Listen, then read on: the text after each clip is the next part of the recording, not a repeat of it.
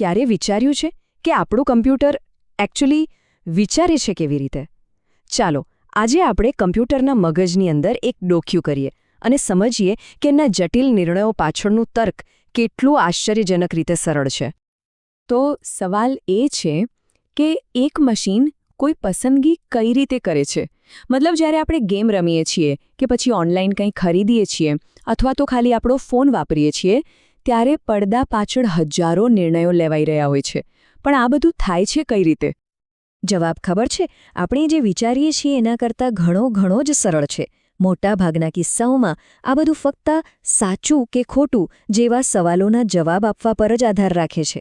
હા, સૌથી જટિલ નિર્ણયો પણ આવા નાના સાવ સરળ પગલાઓથી જ બનેલા હોય છે. તો ચાલો તર્કના એ 3 મૂળભૂત નિયમોને સમજીએ જે આખી વાતના મૂળમાં છે. એમ સમજો કે આ કમ્પ્યુટરની વિચારવાની પ્રોસેસના બિલ્ડિંગ બ્લોક્સ છે. આ રહી આપણી નિયમ પુસ્તિકા. આ જે ટેબલ છે ને એ સી પ્રોગ્રામિંગ ભાષામાં વપરાતા લોજિકલ ઓપરેટર્સ બતાવે છે. હા, પહેલી નજરે થોડું ટેકનિકલ લાગી શકે છે, પણ ચિંતા કરવાની બિલકુલ જરૂર નથી. આપણે આને એક કરીને એકદમ સરળ ભાષામાં સમજી લઈશું. તો પહેલો નિયમ છે લોજિકલ એન્ડ, જેનું પ્રતીક છે આ 2 એટલે કે એન્ડ. આ નિયમ જરા કડક છે. એ ત્યારે જ સાચું પરિણામ આપે જ્યારે એની સાથે જોડાયેલી બધી જ શરતો સાચી હોય. દાખલા તરીકે, જો વરસાદ પડી રહ્યો હોય એન્ડ મારી પાસે છત્રી હોય તો જ હું બહાર જઈશ. જો એક પણ વાત ખોટી પડી તો પરિણામ સીધું ખોટું. બીજો નિયમ છે લોજિકલ ઓઆર. એનું પ્રતીક છે આ 2 ઊભી લાઈન એટલે કે ડબલ સ્લેશ. હવે આ નિયમ એન્ડ કરતાં ઘણો ઉદાર છે. એ કહે છે કે ભાઈ, જો જોડાયેલી શરતોમાંથી ઓછામાં ઓછી એક પણ સાચી હશે ને તો ચાલશે, પરિણામ સાચું જ ગણાશે. જેમ કે મારી પાસે ચા હોય ઓર કોફી હોય, બસ હું ખુશ. પરિણામ ખોટું ત્યારે જ આવે જ્યારે બધી જ શરતો ખોટી હોય. અને આપણો ત્રીજો અને છેલ્લો નિયમ છે લોજિકલ નોટ, જેનું પ્રતીક છે આ ઉદ્ગાર ચિહ્ન એટલે કે આ. આનું કામ તો સાવ જ સહેલું છે.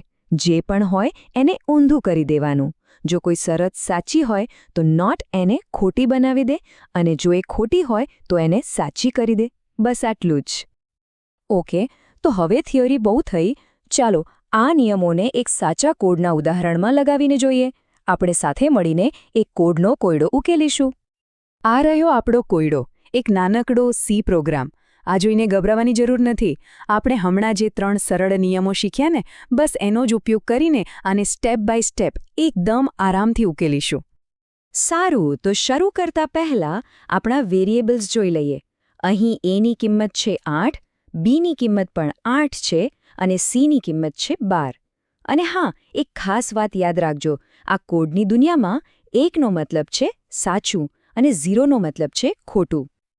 ચાલો પહેલી લાઈન જોઈએ. એ છે a=b એન્ડ c=b. આનો મતલબ શું? શું a અને b સરખા છે અને શું c એ b કરતાં મોટું છે? ચાલો ચેક કરીએ. a=8, b=8, તો હા, પહેલો ભાગ સાચો છે. હવે બીજો ભાગ c=12, b=8, તો શું 12 એ 8 કરતાં મોટો છે? હા, એ પણ સાચું છે. અને વચ્ચે છે એન્ડ, મતલબ કે બંને સાચા હોવા જોઈએ. અહીં બંને સાચા છે તો પરિણામ આવ્યું સાચું, એટલે કે 1. હવે બીજી લાઈન a=b અને c<b. પહેલો ભાગ તો આપણને ખબર જ છે, એ સાચું છે. પણ બીજો ભાગ, શું c એ b કરતાં નાનું છે? એટલે કે શું 12 એ 8 કરતાં નાનું છે? ના, બિલકુલ નહીં. આ ખોટું છે. અને આપણો કડક એન્ડ નિયમ શું કહે છે?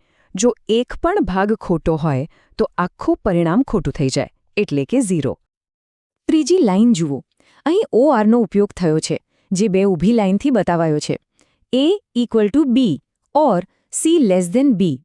પહેલો ભાગ a=b સાચો છે, બીજો ભાગ c<b ખોટો છે. પણ યાદ છે ને, ORનો નિયમ ઉદાર છે. એને તો બસ એક સાચો જવાબ જોઈએ. અહીં પહેલો ભાગ સાચો છે એટલે આખું પરિણામ સાચું જ આવશે, એટલે કે 1. હવે પાંચમી લાઈન, જે નોટ ઓપરેટર વાપરે છે. a=b. ચાલો પહેલા કૌંસની અંદર જોઈએ. a એ બી બરાબર નથી? શું આ વાત સાચી છે? ના, એ અને બી તો સરખા છે. મતલબ કે કૌંસની અંદરનું પરિણામ આવ્યું ખોટું. હવે નોટ ઓપરેટર શું કરશે? એ આ ખોટાને પલટાવીને સાચું કરી દેશે. એટલે કે 1.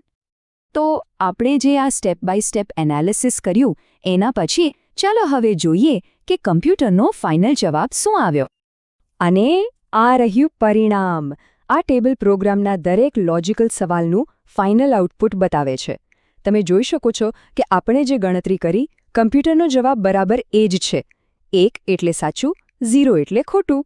આમાં કોઈ જાદુ નથી, બસ શુદ્ધ તર્ક છે. તો જુઓ, આ 3 સાવ સરળ નિયમો એન્ડ, ઓર અને નોટ આ જ કમ્પ્યુટર દ્વારા લેવાતા દરેક નાના મોટા નિર્ણયનો પાયો છે. કેટલી અદ્ભુત વાત છે નહીં કે આખી ડિજિટલ દુનિયાની આટલી બધી જટિલતા બસ આ સરળ નિયમોને લાખો કરોડો વખત જોડીને જ બનાવવામાં આવી છે. અને આ તર્ક આપણને ક્યાં જોવા મળે છે? સાચું કહું તો બધે જ.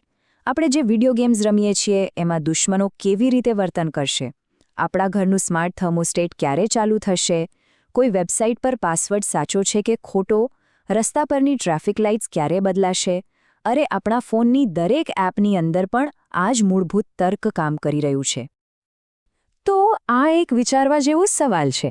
જો માત્ર આ 3 નિયમોથી આખી ડિજિટલ દુનિયા બનાવી શકાતી હોય તો આપણી આસપાસ એવી બીજી કઈ વસ્તુઓ હશે જે આટલા આશ્ચર્યજનક રીતે સરળ તર્ક પર પ્રોગ્રામ થયેલી હોય? ક્યારેક વિચારજો.